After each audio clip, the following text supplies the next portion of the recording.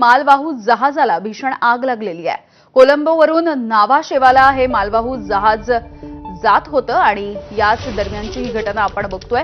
अरबी समुद्रामध्येच या मालवाहू जहाजाला आग लागलेली आहे। याची दृश्य सुद्धा आता समोर येत आहेत। कोलंबोवरून निघालेलं हे जहाज होतं आणि मालवाहू जहाज असल्यामुळे यामध्ये वस्तूंचा सुद्धा साठा होता।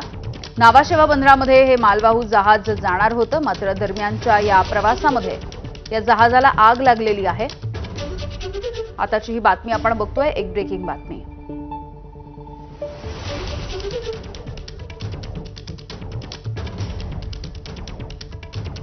तर समुद्रामध्ये झालेली ही दुर्घटना, अरबी समुद्रामधल्या एका मालवाहू जहाजाला लागलेली ही भीषण आग आणि त्या संदर्भातली ही बातमी आपण पाहतोय।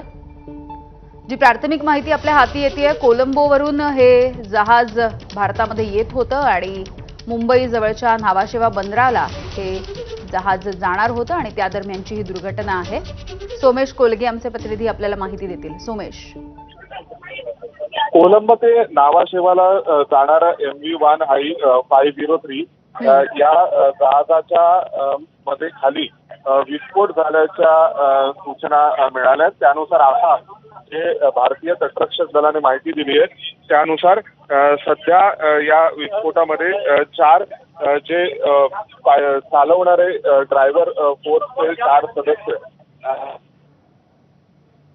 बेपत्ता आहेत आणि त्यासोबत 5 चालक दलाचे सदस्य सध्या जखमी झालेत गंभीररित्या असं कळतंय। एकूण 22 चालक दलाचे सदस्य आणि त्यासह कंटेनर असा हा एक व्यापारी वाहतूक करणारं जहाज होतं। या जहाजामध्ये अशा स्वरूपाची दुर्घटना घडल्याची माहिती मिळाली। अगदी सोमेश, धन्यवाद या सगळ्या सविस्तर माहितीसाठी।